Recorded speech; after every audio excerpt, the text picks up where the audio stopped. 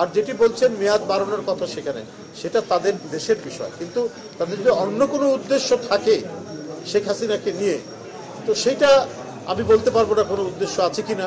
তবে ভারত একটি গণতান্ত্রিক রাষ্ট্র, তাদের বোঝা উচিত যে শেখ হাসিনা যে শিশু হত্যাকারী, কিশোর হত্যাকারী এবং তরুণ হত্যাকারী, রিক্সাওয়ালা হত্যাকারী, সিএনজিওয়ালা হত্যাকারী, সেই হত্যাকারীকে একটি গণতান্ত্রিক দেশ কিভাবে তাকে আশ্রয় দিয়ে সেখানে তার বিচার মেয়াদ বাড়ান, এইটা সারা দেশের বাংলাদেশের মানুষ এটাকে ইতিবাচকভাবে নেয়নি। বরং ভারতের যে একটা আধিপত্যকামী মনোভাব রয়েছে, ভারতের যে একটা আগ্রাসী মনোভাব রয়েছে, আমরা যেটা বলবো সেটা করবে, কিন্তু বাংলাদেশের মানুষের যে তাদের যে মানে জাতীয়তাবাদী চেতনা, তার যে দেশপ্রেম, তার যে সার্বভৌমত্ব এবং স্বাধীনতা রক্ষা এবং নিজেদের যে অর্জন, গণতন্ত্রের অর্জন, স্বাধীনতার অর্জন এবং রক্ত দিয়ে যে অর্জন, সেই অর্জনকে তারা অবমূল্যায়ন করে অথবা তারা সেটা বুঝতে চায় না। সেটা বুঝতে চায় না বলেই তারা এই জিনিসগুলো করতে চায়। আমাদের শেখ হাসিনা কি করেছেন? আমাদের মুদ্রণ শিল্পকে ধ্বংস করে তিনি ভারতের কাছে বই ছাপান। সেটা সেখান থেকে আপনারা আমাদের দেশের মুদ্রণ শিল্প অত্যন্ত উন্নত মানের, এখন সবগুলোকে ফিরিয়ে নিয়ে আসেন, তাদের উপর দায়িত্ব থাকতো যে আপনারা আমাদেরকে নভেম্বরের 15 তারিখের মধ্যে নতুন সব বই দিবেন। এইটা আমি মনে করি ঠিক না।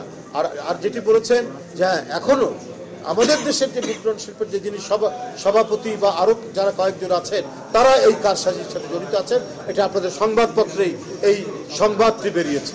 আমি সেখান থেকেই উদ্ধৃতি দিয়ে আপনাদেরকে বললাম যে দোসররা প্রতি পদে পদে অন্তর্বর্তীকালীন সরকারকে তারা বাধাগ্রস্ত করবে এবং সুচারুভাবে রাষ্ট্র পরিচালনার ক্ষেত্রে তারা নানাভাবে বিঘ্ন তৈরি করবে, কারণ তাদের কাছে প্রচুর টাকা আছে, তাদের কাছে নানা ধরনের মেকানিজম আছে যেটা দিয়ে এই সরকারের উপর মানে সমালোচনা করা যায়। কিন্তু সরকারকে তো আরো সতর্ক, সরকারকে আরো আর্টিকুলেট হয়ে এই সমস্ত জিনিসগুলোকে তো প্রতিহত করেই আজকে মানুষ যেটাতে স্বস্তি পায়, মানুষ যেখানে মানে লাভবান হবে, সেই কাজটা তো তাদের করতে হবে।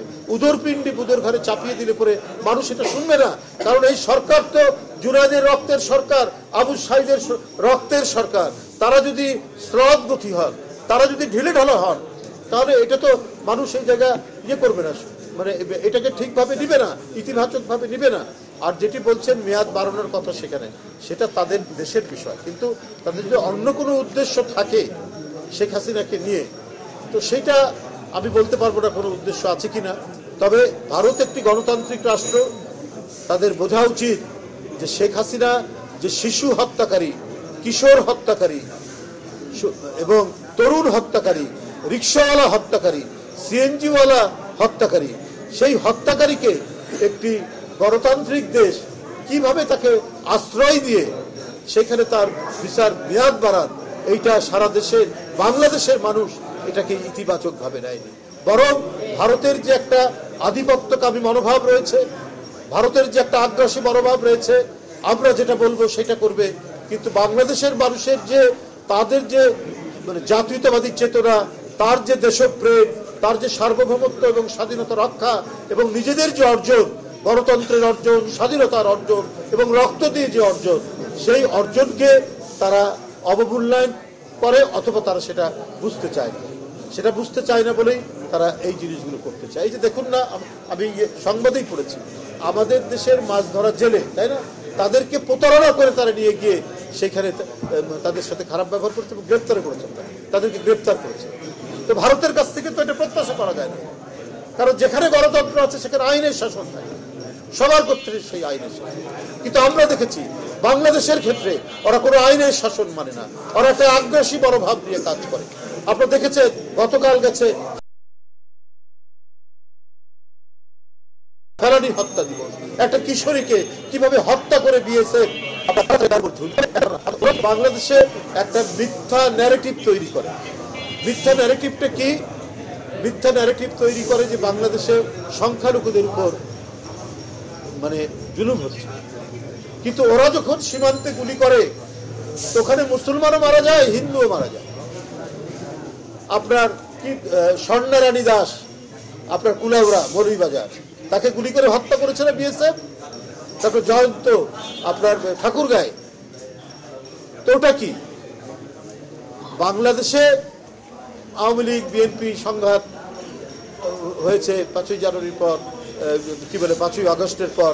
সেখানে হয়তো আওয়ামী লীগের কোনো নেতা, সে হয়তো হিন্দু ধর্ম সম্প্রদায়ের হতে পারে, আঘাতপ্রাপ্ত হয়েছে। বিএনপির 2-3 জন লোককে তো মেরেই ফেলেছে 5ই আগস্টে। গোপালগঞ্জে একজন স্বেচ্ছাসেবক দলের নেতাকে মেরে ফেলেছে। কিন্তু এখানে কোনো সাম্প্রদায়িক কোনো সংঘাত হয়নি। এই যে পুরানটাকে হানিটা আছে না, এখানে কিভাবে দেখেছেন আপনারা পূজা মণ্ডপগুলো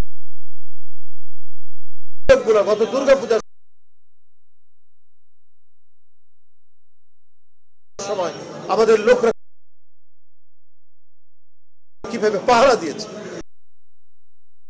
অথচ ওরা মিথ্যা অপপ্রচার করে গেছে।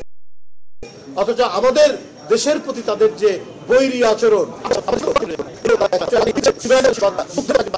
তাদের মহিমান্বিত, যারা বলেছে যে পৃথিবীতে যখন এসে হয়তো একদিন মরবই, কিন্তু ঘরে বসে থেকে মরবো না, এই কথা কে বলতে পারে? যার মধ্যে প্রচন্ড প্রেম থাকবে সেই ভারতের মানুষের দেশ, এবং এদের দেশের মানুষের দেশপ্রেম এত উঁচু পর্যায়ে যে তোমরা যতই বাংলাদেশের বিরুদ্ধে অপপ্রচার এবং আগ্রাসী মনোভাব পোষণ করো না কেন, বাংলাদেশ তার স্বাধীনতা, সার্বভৌমত্ব এবং গণতন্ত্র রক্ষায়